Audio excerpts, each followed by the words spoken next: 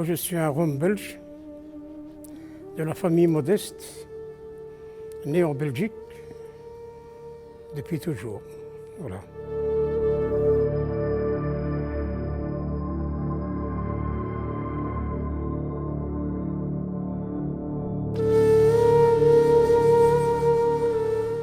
On vit dans les caravanes en Belgique avec toutes nos familles. Nous sommes quelques centaines. Voilà. Et le problème que nous avons, bon, vous le savez très bien, c'est toujours les manques de terrain, on nous fait chasser et toutes ces choses comme ça. À cette époque-là, mes parents, pour la première fois qu'ils avaient été arrêtés par les Allemands, c'était en 1933. Oui. En Belgique. Oui, ils venaient de la Norvège parce qu'un membre de notre famille était mort. Alors plusieurs, ils ont été donc en enterrement et tout ça. Et quand ils sont revenus pour revenir de retour, le train a arrêté à Hambourg, donc à Altona. Et les Allemands, là, ils les ont fait tous sortir, donc des wagons et tout ça. Alors vous êtes qui et tout ça, ils ont montré leurs papiers. Ah, vous êtes Tziganes. Oui, ben, allez là. D'autres Allemands, ils les ont mis dans des cachots et tout ça. Bon. Et le lendemain, de là, on les a amenés donc dans un camp d'internement. Donc, toujours dans la ville d'Altona. Altona, c'est une commune de Hambourg. Hein. Voilà. On ne leur a rien dit. Pourquoi qu'on les arrête? Et rien du tout. Le lendemain, les hommes, ils étaient amenés avec un camion dans les bois, couper des arbres, d'autres casser des pierres dans des carrières et tout ça. Et les femmes, dans les usines, donc choisir les papiers blancs là, les papiers, tout ça. Et les enfants, ils étaient ailleurs. Voyez, moi, je n'étais pas encore au monde, mais il y avait déjà 4 personnes de mes frères et sœurs qui étaient déjà au monde. Hein. Ma mère était fort malade. Elle avait beaucoup de rhumatisme et tout ça, vous voyez. Bon. De là, ils ont resté 18 mois. Pendant 18 mois, on ne leur a jamais expliqué pourquoi on les arrêtait. Ils n'ont jamais été interrogés, ni rien du tout. Ils ont été relâchés en 1935. Vous voyez.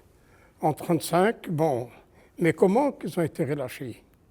Parce qu'il y avait qu'un tzigane, Manouche, qui était dans le camp, qu'il était comme un chef, si vous voulez, comme ça. Là. Et lui dit, vous voyez que les femmes souffraient, que les hommes souffraient, et toutes ces histoires-là, ils mangeaient un morceau de pain par jour, et parfois quelques carottes dans de l'eau chaude, et toutes ces choses-là. Bon. Et alors un jour, mon père, il lui dit, puisque tu es Manouche, aide-nous, comment sortir de ces camps-là? Alors il a posé des questions. Je veux bien tâcher au moins de vous aider, parce que je vois que vous êtes pour rien du tout ici, vous êtes innocent, on vous fait souffrir, on vous frappe dessus, les femmes, ils sont ailleurs, les enfants, les parents ne les ont pas vus depuis 18 mois. Et un jour, donc, cet homme vient les voir dans le camp et dit, vous pouvez voir vos enfants maintenant, ils vont vous les amener ici pour quelques jours. Et moi, qui dit moi, après-demain, derrière le camp, à 1h du matin, vous viendrez. Il y a une porte spéciale qui est ouverte. Je vais vous la ouvrir. Et il y a un gros camion. Vous rentrez tout dans le camion et on vous amène en Hollande. Parce que la frontière n'était pas si loin que ça.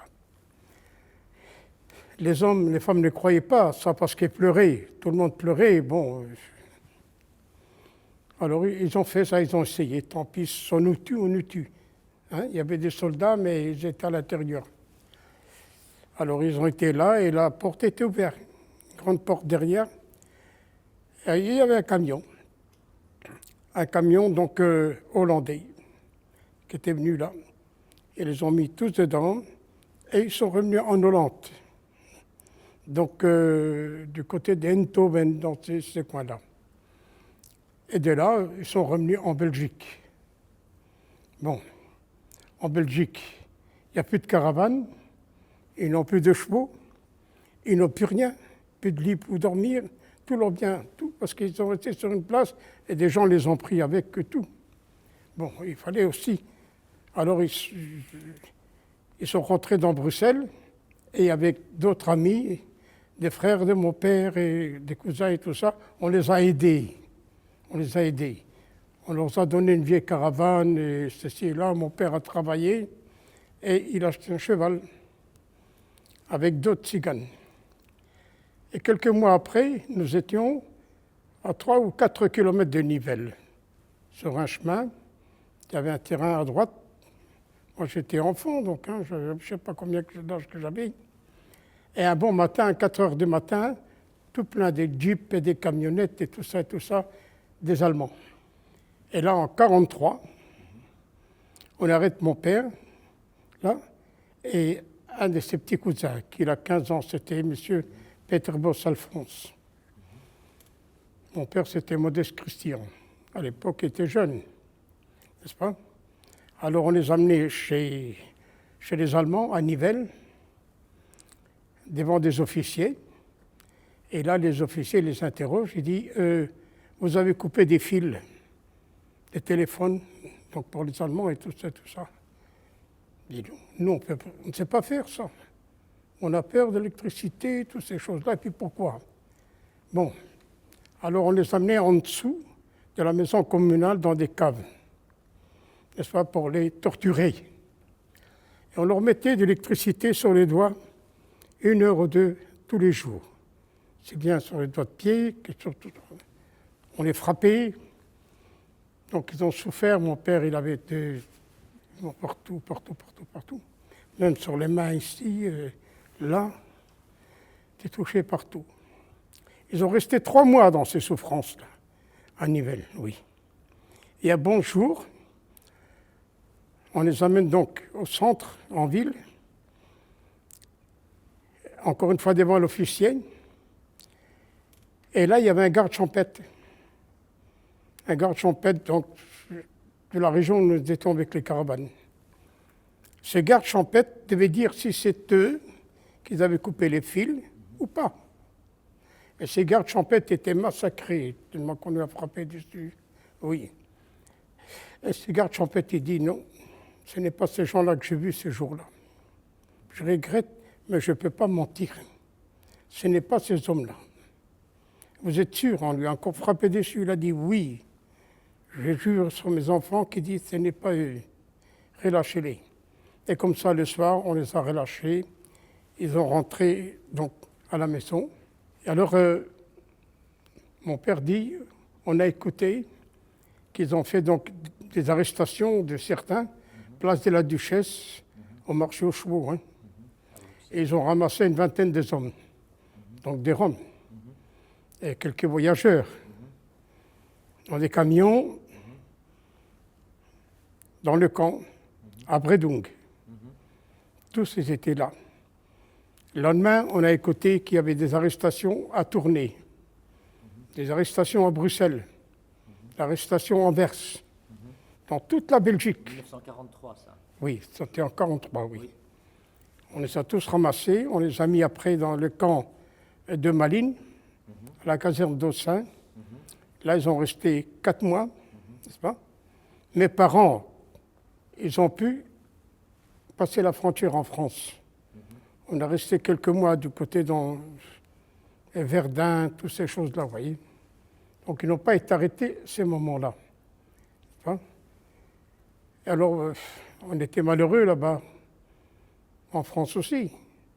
Il y avait des mitraillettes partout, il y avait des canons partout, il y avait des avions qui tombaient, et toutes ces choses-là. Puis, on était toujours dans des bois, pour ne pas se faire arrêter avec les caravanes.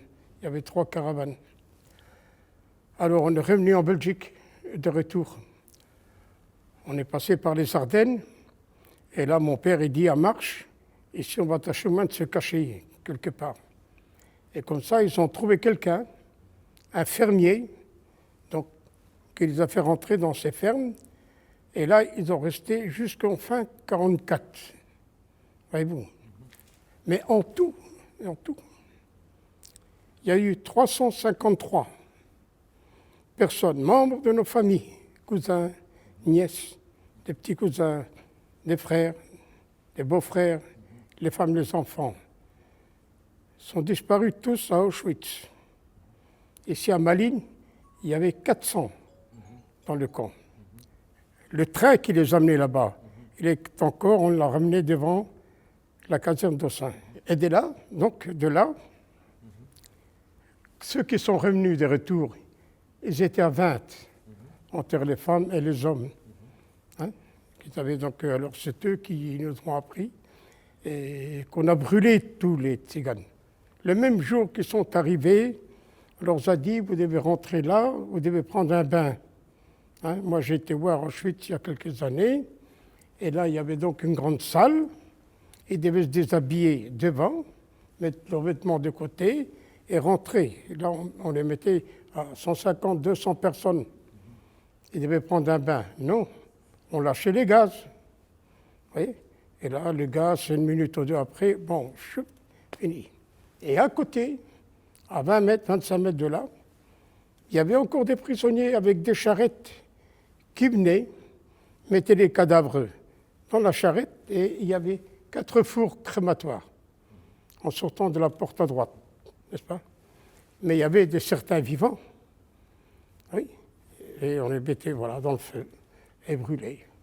Il y a eu une vingtaine. Une vingtaine. Vous avez rencontré ? Oui, qui sont revenus de retour. Oui. Mais disons qu'une quinzaine sont morts les mêmes années, en 1945, oui. Oui, oui. Parce que quand ils ont commencé à manger, ils ont eu des grandes maladies. Ils pesaient 20 kilos, ces gens-là.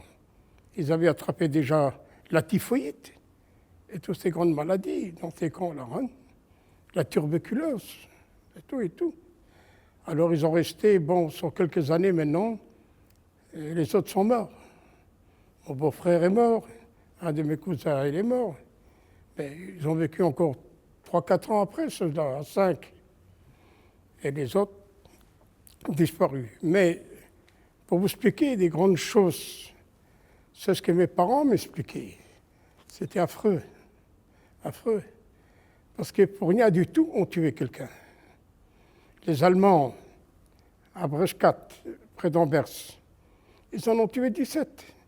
Il y avait là 2 familles avec les caravanes. Ils sont venus les Allemands, des jeunes, hein, On a tué 17 avec les enfants et tout. Vers la fin de la guerre, Oui, non. C'était en 1944, vers le mois d'août, comme ça, 1944. On les a achevés, tous allés. Hop. Oui. Mais un cousin de mon père, il a été condamné donc à être fusillé toujours à Breschkat, n'est-ce pas? Alors on l'a fusillé, on a envoyé sa chemise, ses affaires à sa femme de retour, pour lui montrer que son mari est mort. Mais pourquoi? Parce que quelqu'un a dit qu'il avait volé un cheval, quelque part dans les prés, et que ce n'était pas vrai, pas du tout vrai. Parce que mes parents connaissaient bien cet homme. C'était un petit cousin à mes parents. Il dit, cet homme-là, jamais il aurait pu faire ça, jamais. C'est un homme qui avait peur, n'est-ce pas? Ici à Bruxelles, place de la Duchesse, quand ils ont ramassé tous les autres, quelques jours après, les autres ne savaient pas, ils sont revenus place de la Duchesse, vendre des chevaux, faire des échanges et tout ça. Vous voyez? Ah ben on les a tués. Place de la Duchesse. Oui. 4 Allemands. Et tant. On est revenu, mon père est revenu en Belgique, n'est-ce pas? Et en 1938, ils ont été tous arrêtés, 17 familles, à Eupen. Oui.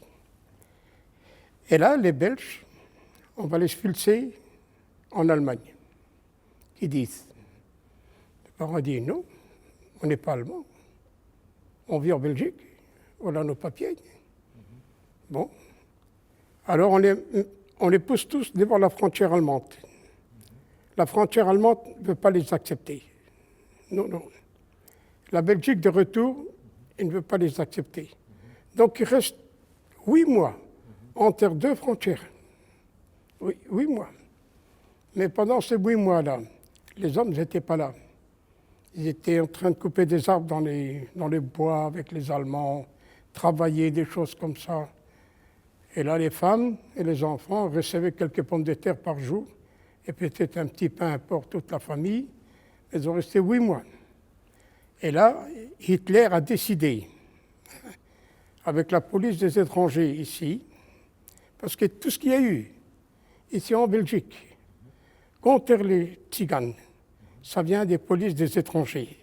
4 places polars, c'est eux qui ont vendu aux Allemands tous les tziganes en Belgique. C'est comme la Gestapo, hein. Ils touchaient de l'argent, ils vendaient les Juifs. Il y en a là, il y en a là, il y en a là, il y en a là. Hein. C'est comme ça qu'on les arrêtait, aussi pour rien. On tuait les gens pour rien, esclavage. Et au bout de 8 mois, quand les Allemands ne les ont pas acceptés, alors la Belgique leur tirait tous leurs papiers, on leur a donné une carte de nomade à chacun, à partir de l'âge de 12-13 ans. Ces cartes de nomade étaient valables pour 3 mois. Mais tous les mois, on devait aller à la gendarmerie pour signer, mettre la date dessus et mettre le tampon, selon laquelle qu'ils ont été vus par la gendarmerie dans tel et tel endroit. Et tous les 3e mois, on devait envoyer, remettre les papiers à la gendarmerie devait les envoyer ici 4 places polars pour voir qu'ils sont tous là, les enfants, les femmes et tout ça. La gendarmerie écrivait tout. Et bon, ils nous donnaient une nouvelle carte de nomade, encore une fois pour 3 mois, jusqu'en 1974. En 1974, on a reçu donc des papiers et carte d'identité belges. Voilà, jusqu'à aujourd'hui.